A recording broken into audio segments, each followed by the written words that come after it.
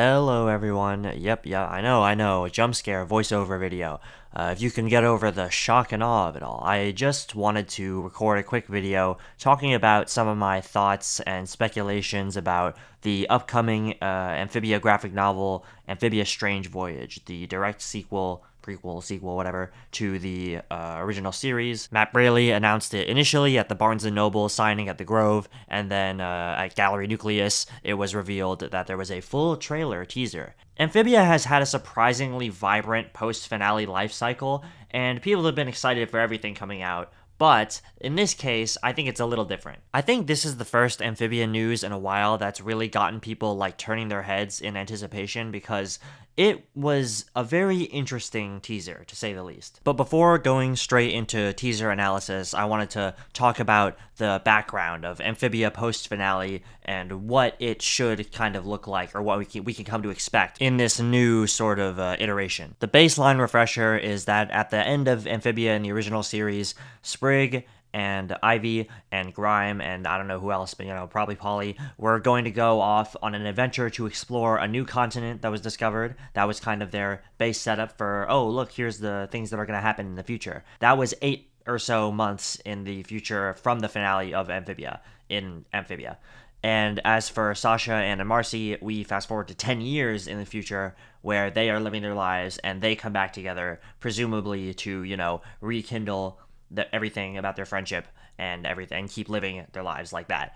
But at the end of Marcy's journal, we see from Marcy 10 years in the future that they were invited to Terry's lab for some special news, which, I mean, come on, let's be real. This is a direct implication that they are going to be restarting the portal that they did in Amphibia back in season 3, something like that. So it implies that they're going to go back. We're going to be circling back to this later when we're talking about theory crafting, but for now I just think it's important background as a loose end that has been left up post-finale of the show. Here's where we need to start talking about the trailer, because the first loose end that was actually brought up in the finale is, of course, the new continent. If you haven't seen the trailer, I'm leaving a link to it in the description. We are going to be talking about it extensively, so you should probably watch that before watching the rest of the video. I'm going to be talking about 5 main aspects of this trailer, and all of the theories and everything that I have related to these 5 particular aspects. Some of it will overlap, but overall this is the format that I think would be conducive to the most discussion. Now, let's start with the first thing that we see in the trailer, which is the ship. Now, we can most likely assume that this ship belongs to Sprig and Ivy and everyone who's going to the new continent, and this is them exploring. It looks like the type of ship Newtopia would probably have and build. Many have pointed out that the design is like a snail, a sea snail. And while we can't be absolutely certain that this is the main cruise ship, it's probably safe to assume that it is. Unless there's some sort of time distortion, time dilation, time manipulation stuff going on.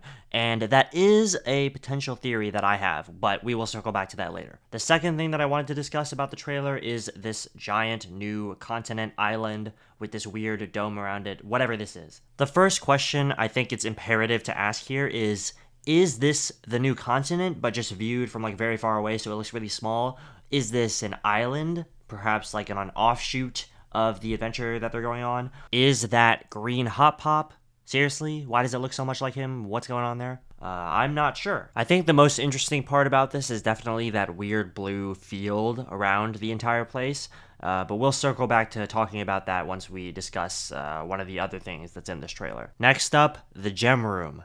This is, in my opinion, one of the most fascinating and odd things in this entire teaser. Are these the actual Calamity Gems? Are these different Calamity Gems? Are these the Calamity Gems, but perhaps at a different time period than when we saw them? Why are they in this room with this stone carving of what appears to be a Diplosaurus, like the mech that Andreas had in All In? We'll talk more about them later, but why are they there? And I think more importantly, why is this there? A friend of mine pointed out that there appears to be a wire, almost like the wires that the core used, in this room with these Calamity Gems. Now, it's possible that that's not what that is. It might just be like a weird texture thing, and it does kind of look like that. But regardless, I think it's interesting to note. And of course, next we have the most weird, interesting, wacky bit of this teaser. This image, which just appears to show a Calamity Trio-esque, powered up group of people, has been lighting the Amphibia fandom on fire. Immediately looking at this, everyone could tell that something is just so slightly off. Like, why do they all have those expressions? Why does everything just look so weird and not quite right? Their personalities don't seem to quite be fitting in. Why is Anne wearing the Darcy armor? Like, what's going on here? Is that even Anne? Or is this the Calamity Trio at all? Is this like the previous incarnation of the gem holders? Like, I don't even know. But we'll get into the theories more in a minute. But this image in particular is what has really just sparked so much intrigue into this, because what is happening? What is this? Like what is it? I asked this on Twitter, and the response I got from Matt himself wasn't the most illuminating, I'll just say. Could this be the Ice King's evil secret? What does it mean? Hey, props to him. He seems like he's been having an absolute blast with this big reveal. The fifth and final big chunk of this teaser that I want to discuss and focus on is the two things that appear right around at the end. Let's start with the first one, the Diplosaurus looking rock guy with the weird patterns in them that are similar to what we saw on the island. These are almost certainly related to each other. I think we can safely say that this weird rock guardian thing has some sort of relationship to that big force field dome thing around the island. Maybe this is what's being depicted in that cave protecting the Calamity Gems, but it could also be the second thing that we see at the end of this teaser. That being this ancient, wise, cloaked figure, which actually looks like the ancient Diplosaurus, or the real-life version of animal that it was inspired by, the Diplocaulus. That's all of the major images that we get in this teaser. And with that, I think it's time that we start theory crafting and putting all of the pieces together, so to speak, as to what is really going on here. My personal theory? Time travel. Now hear me out. Hear me out. I have an explanation. I think that this series is going to play around with the timeline a decent amount for a few reasons. Reason one, the Diplosaurus iconography that is all over this thing. I don't think it's a coincidence that everything in here, from the statue in the Calamity Gem Room to the Stone Guardian, resemble the Diplosaurus, and the fact that the Diplosaurus was based on a real extinct amphibian. I think they're keying us into something here. That this guy that they show at the end is somehow that amphibian, the real one that the Diplosaurus design that Andreas used as a mech was based off of. But from the past, somehow, maybe this island is like a weird, anomalous area that kind of fluctuates in and outside of time, which is why it's been lost for so long. It's a lost continent or island or whatever that nobody's found yet because it disappears. My guess is that these ancient Diplocaulus guys live here, and they've lived here for millions of years or something. We know amphibians and people can last and live a long time in this universe, so that's not too much of a stretch, especially if they're moving and messing around with the time stream or whatever. And they were the original people to somehow come in contact with the Calamity Gems and the Calamity Power. And circling back to the end of Marcy's journal that I mentioned way earlier, the other reason that I think that this story is going to be somehow involving time travel and time fluctuations in some capacity is because in Marcy's journal, they set up that the girls 10 years in the future, year 2029 or whatever, is when they are going back to Amphibia. But the voyage to the mysterious continent that Ivy, Sprig, and the like are going on is happening about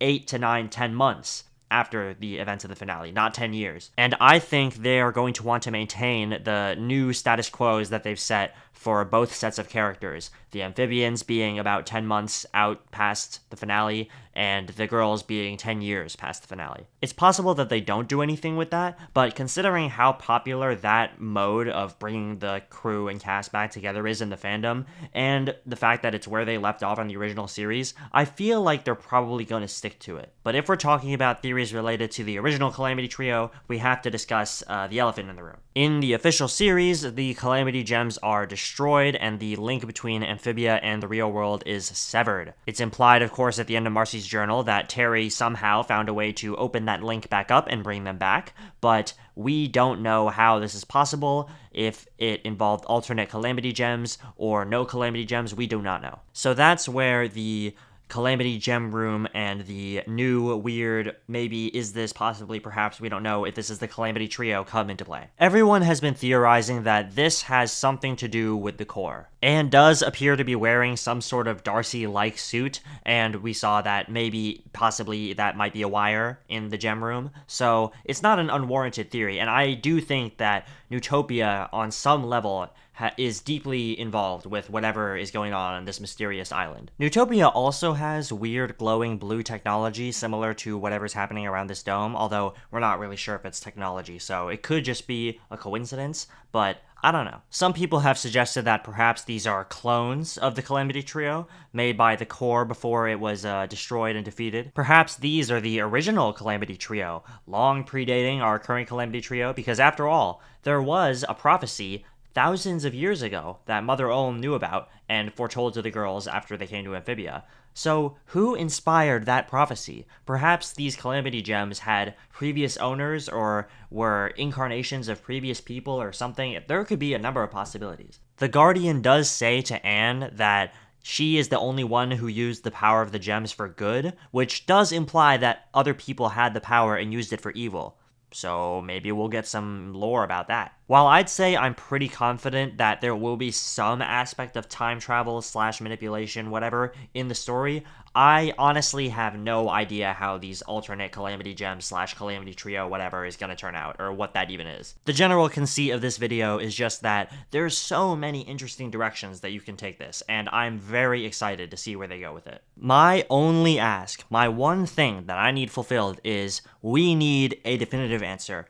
Who is Dr. P, and how did he know about the music box? He knows about Bill Cipher. This guy knows something. Dr. P? Dr. Pines? Gravity Falls crossover? Okay, at this point, I'm just manifesting, but like, come on. Even the Diplosaurus thing is rock giant, whatever, kind of looks like Jean-Luc from the Owl House. It's not a stretch, people. I think we can make it happen. If Spider-Man can cross over with Invincible in his comics, then we can have the Amphibia graphic novel where Gravity Falls, the Owl House, and Amphibia cross over. Come on. We can make it happen. Long rambling aside, those are my thoughts. That's my analysis of this teaser and what we could possibly expect. I could try to get hyper-specific and predict every single aspect of the upcoming story, but I don't really see the fun in that. I've talked about what I found to be the most interesting and the extent of it that I have so far. So if I have any updated thoughts, maybe I'll send it out in a tweet or something. Follow me on Twitter, or make an update video if it's extensive enough. If you guys have any alternate theories, let me know in the comments, of course. Like and subscribe, all that yada yada, and I'll see you later. I'm working on a video for Adventure Time's 15th anniversary, so stay tuned for that. Looking forward to Amphibia Strange Voyage whenever it drops.